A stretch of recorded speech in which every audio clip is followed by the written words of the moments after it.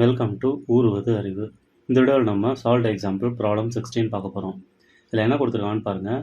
A Newtonian fluid is filled in the clearance between a shaft and a concentric sleeve அப்படின்னு கொடுத்துருக்காங்க. அது ஒரு Newtonian ஃப்ளூயிடை fill பண்ணியிருக்காங்க. எங்கே ஃபில் பண்ணியிருக்காங்கன்னு பார்த்தீங்கன்னா, ஷாஃப்ட்டுக்கும், அதாவது ஒரு ஷாஃப்ட் இருக்குன்னா இந்த ஷாஃப்ட்டுக்கும் அதை சுற்றி ஒரு கான்சென்ட்ரிக் ஸ்லீவ் இருக்குது. இந்த ஸ்லீவுக்கு நடுவில் இந்த இடத்துல வந்து ஃப்ளூயிட் ஃபில்லாக இருக்குது. அது வந்து நியூட்டோனியன் ஃப்ளூயிட்னு கொடுத்துருக்காங்க. ஸோ அந்த ஸ்லீவ் வந்து 50 cm/s ஸ்பீடில் சுற்றுது. எப்போன்னு பார்த்தீங்கன்னா 40 நியூட்டன் ஃபோர்ஸ் அப்ளை பண்ணும்போது. அதாவது இந்த ஸ்லீவ் இருக்குன்னா இதோட டான்ஜென்ஷியல் வெலாசிட்டி u அப்படின்றது வந்து 50 cm/s ஆகுது. எப்போன்னு பார்த்தீங்கன்னா ஃபோர்ஸ் வந்து 40 நியூட்டன்னு கொடுக்கும்போது. என்ன கேட்குறாங்கன்னு பார்த்தீங்கன்னா, அதே ஃபோர்ஸ் வந்து 200 நியூட்டனாக கொடுத்தா ஸ்பீடு எவ்வளோ வரும் அப்படின்னு கேட்குறாங்க. ஃபஸ்ட்டு கொடுத்துருக்க டேட்டா எழுதுனாலே நம்ம ஆன்சர் ஈஸியாக போட்டுடலாம். சொல்யூஷன் பார்த்தீங்கன்னா, ஃபஸ்ட்டு ஃபோர்ஸு, அதாவது F1ன்னு எடுத்துக்கலாம், is equal to 40 Newton apply பண்ணும்போது நம்மளுக்கு வெலாசிட்டி, கரஸ்பாண்டிங் வெலாசிட்டி, டேஞ்சென்ஷியல் வெலாசிட்டின்னு சொல்லலாம். அதை U1 is equal to 50 cm/s கிடைக்குது.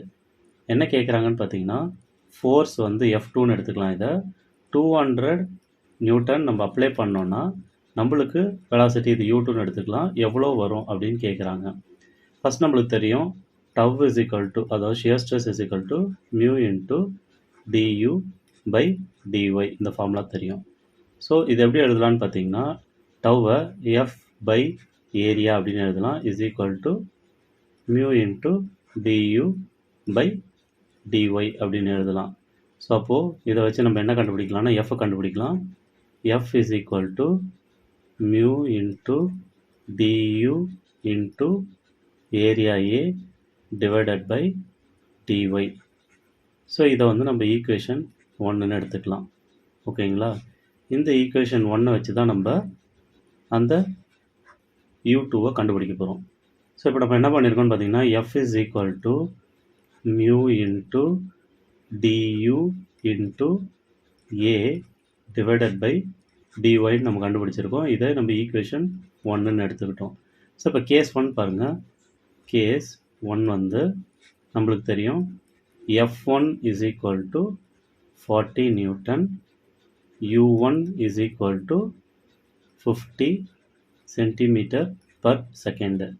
ஆனால் நம்மளுக்கு du தேவை. So du is equal to U1 minus speed of the sleeve என்னன்னு பார்த்தீங்கன்னா 0 தான், ஏன்னா அது ஃபிக்ஸடாக இருக்கும். ஸோ அப்போ வந்து நம்ம is equal to 50 minus 0.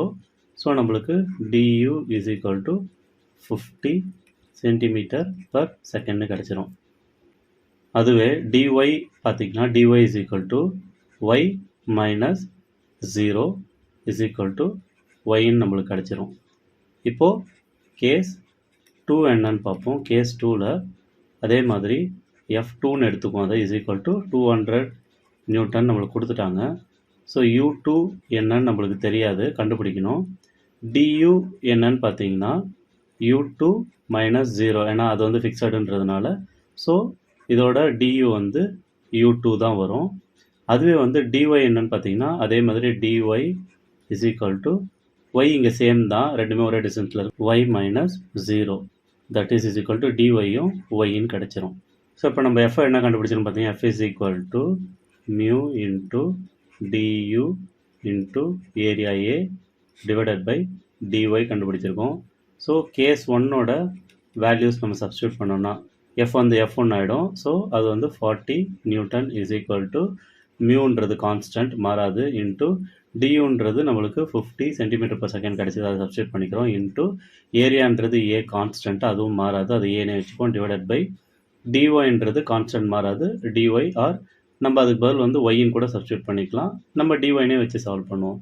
So இதோட வேல்யூ என்ன வரும்னு பார்த்தீங்கன்னா, this implies 40 into dy is equal to mu into 50 into a.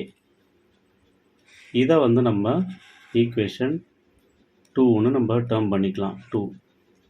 அடுத்தது கேஸ் 2ஓட வேல்யூவை நம்ம சப்ஸ்டியூட் பண்ணுவோம்.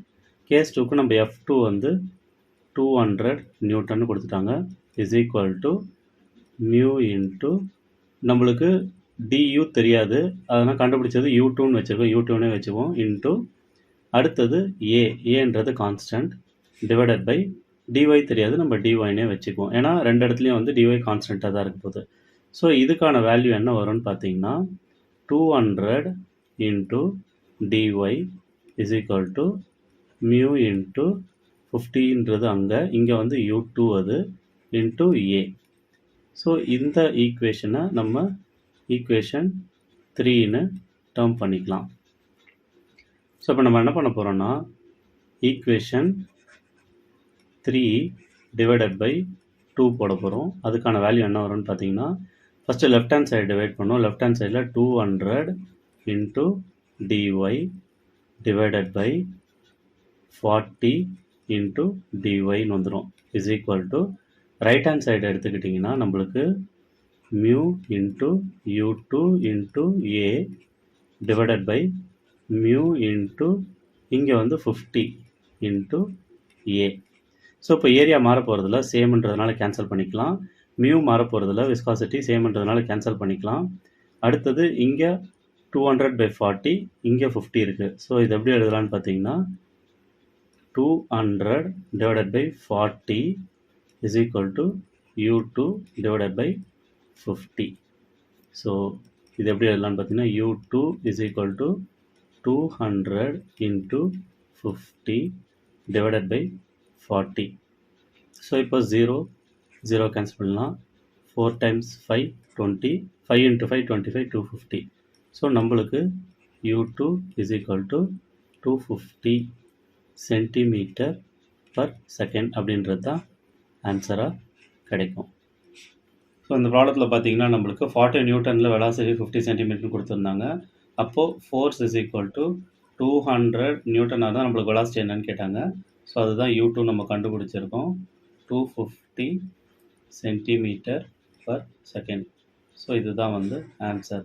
ஸோ எந்த வேல்யூவே கொடுக்காம ஒரு ஃபோர்ஸ் மட்டும் கொடுத்துட்டு அதுக்கு கரஸ்பாண்டிங் வெலாசிட்டி கொடுத்துட்டு இன்னொரு வெலாசிட்டி கேட்டாங்கன்னா ஸோ அந்த அப்ளைட் ஃபோர்ஸை வச்சு எப்படி கண்டுபிடிக்கிறதுன்றது பார்த்தோம். உங்களுக்கு யூஸ்ஃபுல்லாக இருந்திருக்கும்னு நம்புகிறேன். நன்றி.